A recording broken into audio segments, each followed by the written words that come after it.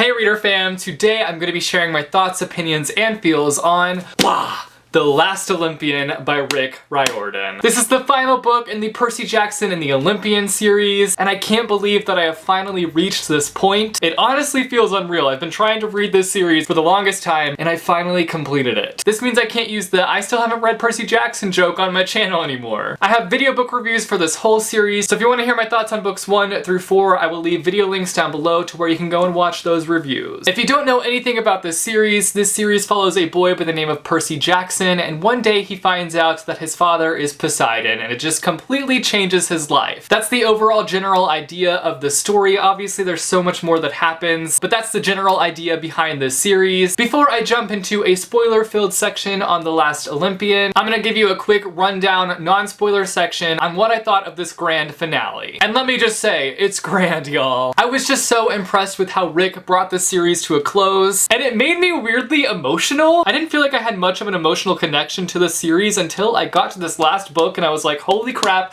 this journey is coming to a close. I'm sad. We follow these kids throughout this series, and they grow up and they develop into these incredible characters. And by the end of it, they're these rich characters full of incredible skills, and they use those skills to protect themselves and to fight for their lives. And I was just so happy with this ending. That's as far as I'm gonna go with the non-spoileriness, which I know isn't very far, but I really want to start discussing this book. So if you have not read this book, if you have not read this series, go read the series, go read this book, enjoy it, and then once you're done finishing that series, come back and join me to discuss The Last Olympian. If you have read this book, then let's discuss.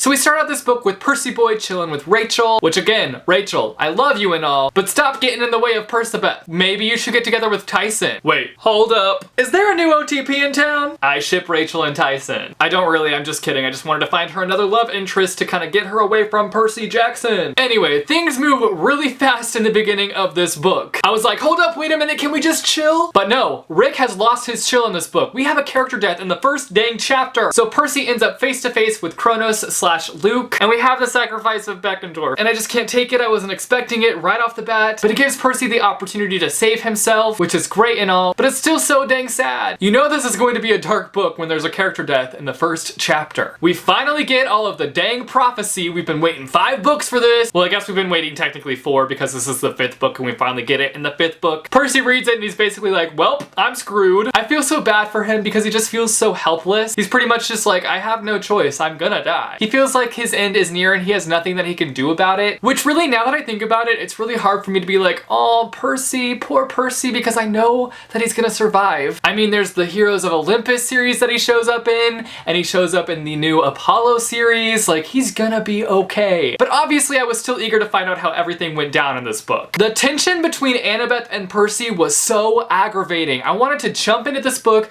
take a sword, and just drive it down the middle of the tension and be like, y'all, get it together. Just get together, now or never. It was just so frustrating and really unnecessary. Something that I like about this book is how we kind of delved into Luke's past, and we find out more about his like background because Nico and Percy team up and they go and visit Luke's mom, and she's basically living her life like Luke is just at school and he'll be right back. She's making all these lunches and they're piling up and becoming moldy, and all those burnt cookies are just stacking up, and it's just kind of sad in a weird and twisted way. She's gone completely nuts, but at the same time, she's really creepy. We get Hestia in this book and we find out that she's the last Olympian. I love that moment when Percy gets a hold of Grover and Grover realizes that he's been asleep this whole time, and he's just like, what? Are you kidding me? You know, I actually feel really bad for Grover. It's like he just can't seem to get his life back on the right track, especially now after the whole Pan death ordeal and the satyr not believing him at all. So now we go into the underworld and little old Nico pulls a quick one on Percy Jackson, trying to be a little trickster McTrickster with the whole Hades trap, which I get why he did it, but still. Why you gotta do that kind of stuff, Nico? Now is not the time for that kind of stuff. I gotta say though, I do feel bad for Nico. He's been through a lot when you think about it, with his sister and just how he seems so confused about his life. So I do feel bad for him, and I do ffeel like he redeemed himself, but he just made things complicated there for a second. So Percy gets back to camp, gets everyone together because it's time for some war. Hashtag wartime. Hi ho,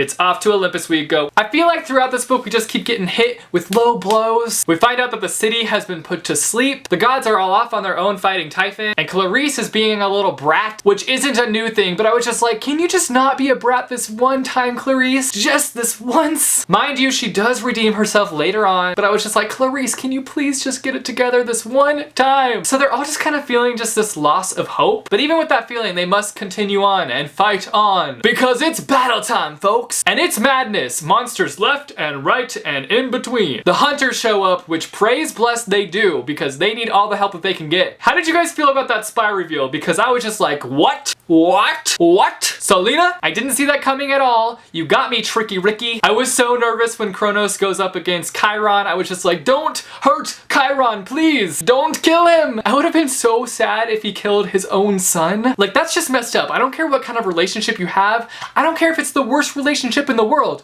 Don't kill your own son, please. I guess it also would have been bad if the son killed the father, but still, it was just, no. I was scared there for a second that he did actually kill Chiron, but thank the Lord above that he just injured him a little bit. So we have the final showdown where Percy Jackson has to make his choice, and I'm just like, uh-oh, Spaghetti-O, how's this gonna go down? And he obviously makes the right choice, and even though I knew Percy was going to survive all of this, I was still really nervous throughout this book and like on the edge of my seat and biting off my fingernails. So we find out that Luke was the hero all along. We get a new oracle at the end, which just slayed my life. I was just like, are you kidding me? This is so awesome. The fact that Rachel gets to be the oracle now, I was just like, praise bless. I knew she'd play an important role in this series. I called it in my last review. I also was so happy that Grover got that awesome role. Something's going good for my bro Grover, which I'm super happy about. Did you guys think that Percy was gonna choose immortality at the end? Because I was like, wait. One thing I knew is that he was going to survive this series because, like I said, he shows up in other series that Rick is putting out currently. But I didn't know if he had chosen immortality. But I'm glad that he didn't because it would have messed up Percabeth. Oh, speaking of Percabeth,